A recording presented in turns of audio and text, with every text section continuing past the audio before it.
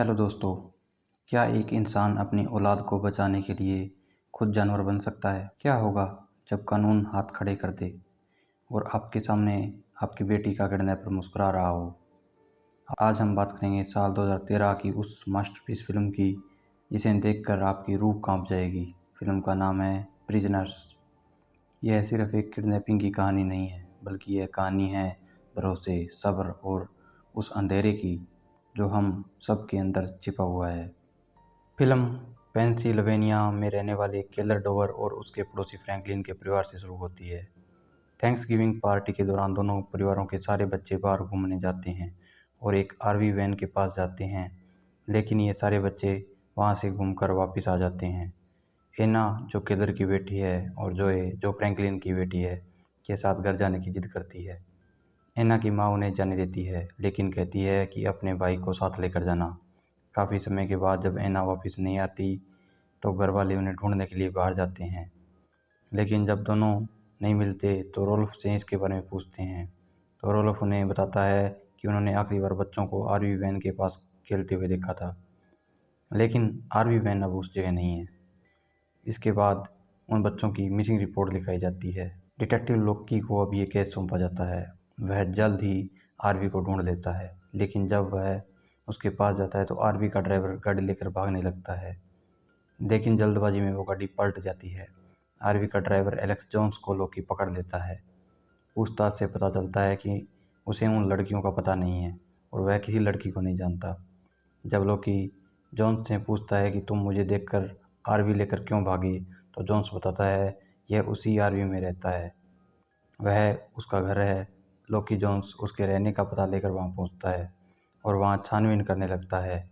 उसे एक गाड़ी दिखाई देती है, लेकिन तभी एक औरत पीछे से लोकी को आवाज़ लगाती है और उसके बारे में पूछती है।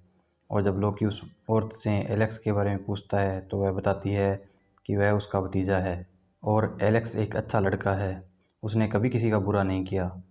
लोकी फोरेंसिक टीम को बुलाता है और उस आरवी की जांच करवाता है, लेकिन उस आरवी में उन लड़कियों के कोई सबूत नहीं मिलते। इसके बाद पता चलता है कि एलेक्स का मानसिक विकास रुक चुका है, उसका दिमाग 10 साल के बच्चे जैसा है। लोकी ये सारी जानकारी केलर को बताता है, लेकिन केलर इन बातों पर यकीन नहीं करता कि 10 साल का बच्चा कैसे इतनी बड़ी आरवी वैन चला सकता है। ये सारी बातें करके वहाँ से लोकी जाने लगता है। तभी केलर उससे एलेक्स को तब तक नहीं छोड़ने की रिक्वेस्ट करता है कि जब तक वह लड़कियाँ मिल नहीं जाती, लेकिन लोकी सबूत न मिलने के कारण कानून के तहत 48 घंटों के बाद जोन्स को छोड़ देता है। लोकी हर उन अपराधियों को बुलाता है जो किसी न किसी वक्त पर बच्चों की किडनैपिंग करते रहे हैं, और इसके बाद लोकी को एक आदमी पर शक होता है। तो लोकी उस आदमी के घर जाता है। वह देखता है कि आदमी बेहोश है, तो उसके घर की तलाशी में घर के बेसमेंट के अंदर लोकी को एक काफ़ी पुरानी सड़ी हुई लाश नज़र आती है। यह देखने के बाद लोकी उस आदमी को पकड़ लेता है, उससे पूछताछ करता है। लोकी ने जिसे पकड़ा है वह एक पादरी है। वह बताता है कि यह आदमी कन्फेशन के लिए यहाँ आया था। उसने कहा था कि उसने 16 बच्चों की हत्या की है और भविष्य में भी वह बच्चों को मारेगा। इस कारण उसे मार दिया ताकि वह आगे किसी और बच्चे को न मार सके। लेकिन उस पादरी का उन लड़कियों के साथ कोई कनेक्शन नहीं था। अगले पूरे दिन सभी लोग उन लड़कियों को खोजने के लिए जंगल में निकल जाते हैं। फिर केलर को उसकी पत्नी का कॉल आता है, जो उसे बताती है कि एलेक्स जोन्स को पुलिस ने छोड़ दिया है। केलर पुलिस स्टेशन जाता है, जहाँ केलर अपना आपा खो देता है और एलेक्स पर हमला कर देता है।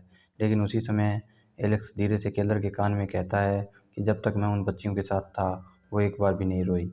यह सुनने के बाद केलर को और भी ज़्यादा गुस्सा आता है।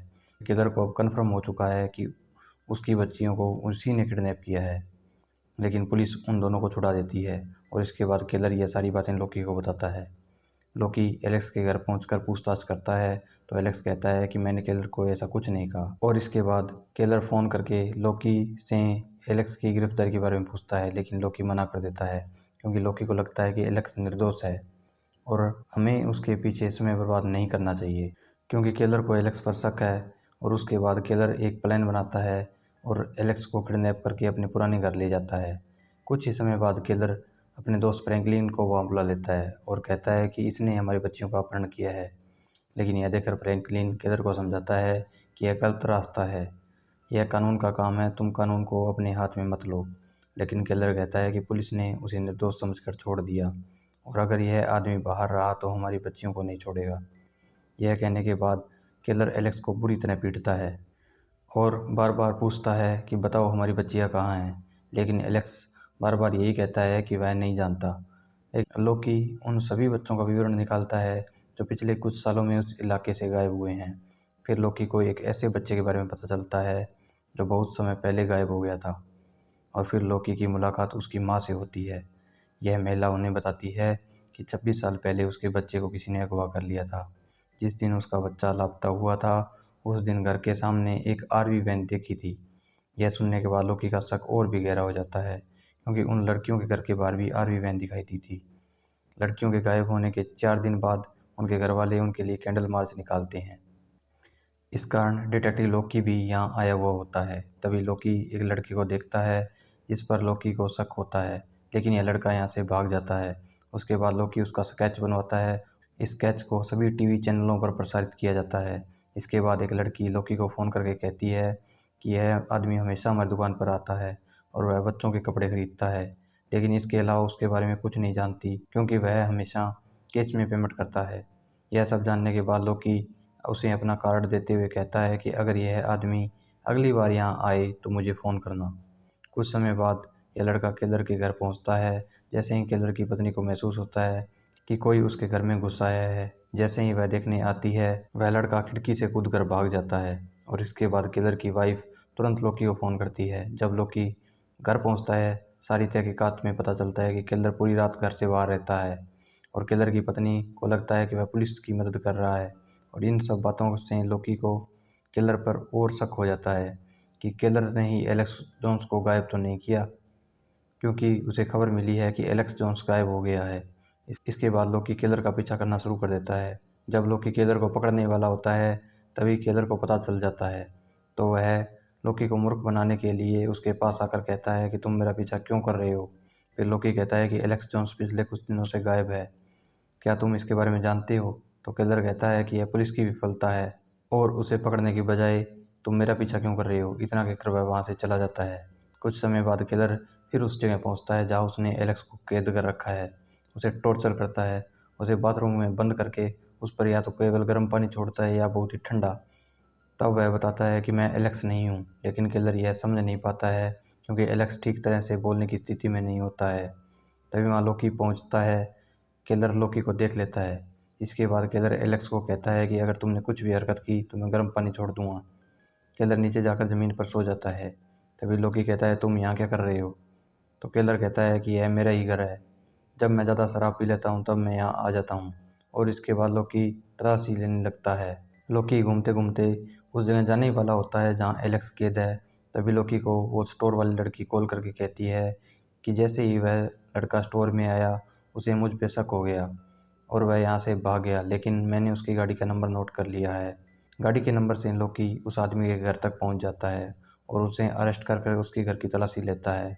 तब यहाँ बड़े बड़े बक्से मिलते हैं। इन बक्सों में सांप और छोटे बच्चों के कपड़ों के साथ साथ लोकी को एक डायरी मिलती है। उसके ऊपर लिखा हुआ है कि अगर तुमने सारे रास्तों को समझ लिया तभी तुम घर जा पाओगे। लेकिन इन सब बातों से लोकी को कुछ समझ में नहीं आता है, इसलिए उस लड़के को गिरफ्तार करके पुलिस स्टेशन ले जाया जाता है। लोकी केलर और फ्रैंकलिन को पुलिस स्टेशन बुलाता है ताकि वह उस लड़के के घर से मिले कपड़ों की पहचान कर सके। ये लोग आते ही पहचान लेते हैं कि ये उन्हीं के बच्चों के कपड़े हैं। इन कपड़ों पे खून लगा होता है। ये सारे कपड़े उन्हीं के घर से चुराए हुए होते हैं।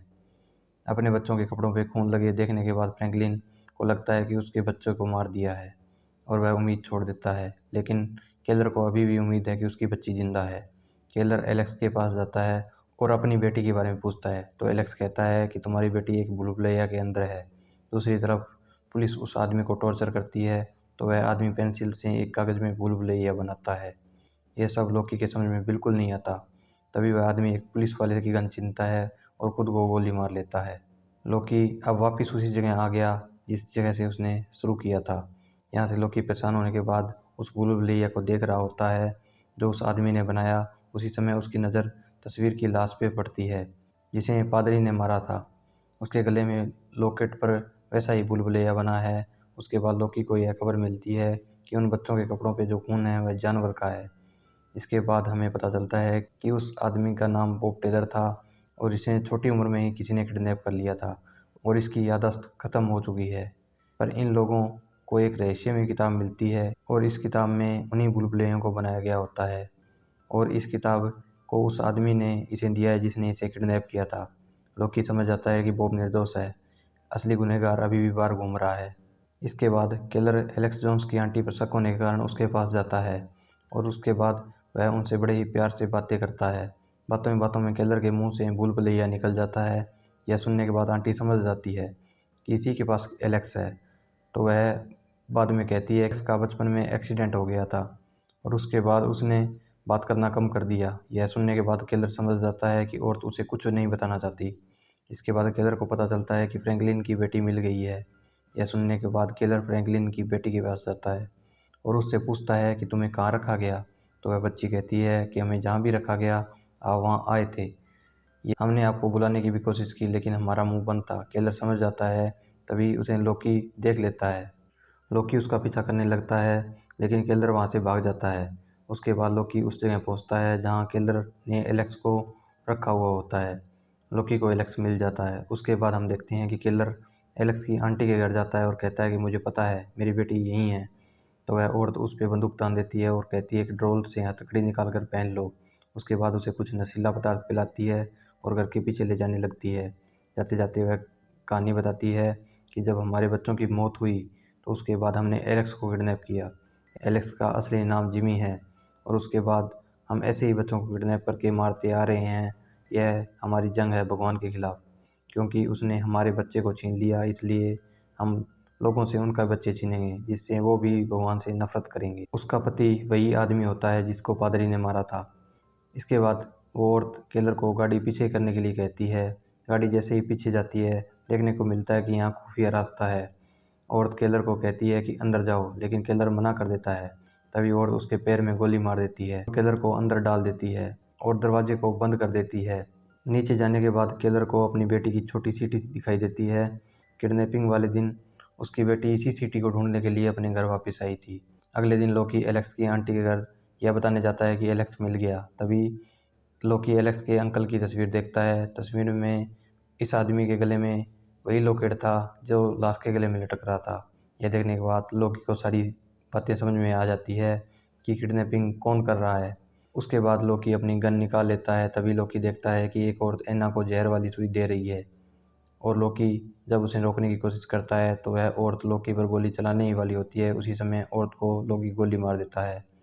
यहाँ पर लोकी को भी गोली लग जाती है, लेकिन लोकी एना को उठाकर सीधा हॉस्पिटल पहुँचता है और उसके बाद एना की जान बच जाती है। उसके बाद हमें पता चलता है कि एलेक्स की सारी जानकारी मिल चुकी है। उसका नाम बेरी मारलैंड है और उसे उसके पेरेंट्स के पास भेज दिया गया है। एलेक्स उसी औरत का बेटा है जिस औरत ने कहा था 26 साल पहले उसके बच्चे को किसी ने किडनैप कर लिया था। उसके कुछ समय बाद हम देखते हैं कि औरत के घर के आसपास खुदाई चल रही है ताकि उन्हें ये पता चल सके कि उसने कितने लोगों को किडनैप किया है। जब रात को सारे लोग वहाँ से जा रहे होते हैं तभी लोकी को एक सीटी की आवाज़ सुनाई पड़ती है। ये सीटी किलर बजा रहा है। उसके बाद जब लोकी जाने लगता है तो सीटी की आवाज़ बार बार सुनाई पड़ती है। लोकी वहीं रुक जाता है और यहीं यह फिल्म ख़त्म हो जाती है। फिल्म की शुरुआत में कुछ लोग कैद में थे, फिल्म के अंत में किलर कैद में था। इसी कारण इसका नाम प्रिजनर्स पड़ा है। उम्मीद है आपको हमारी ये वीडियो पसंद आई है। अगर आपको ये वीडियो पसंद आई है तो वीडियो को लाइक करें, चैनल को सब्सक्राइब करें और अगर हमारी वीडियो में किसी प्रकार की कोई कमी लगे तो कमेंट में ज़रूर बताएं। Thank you so much.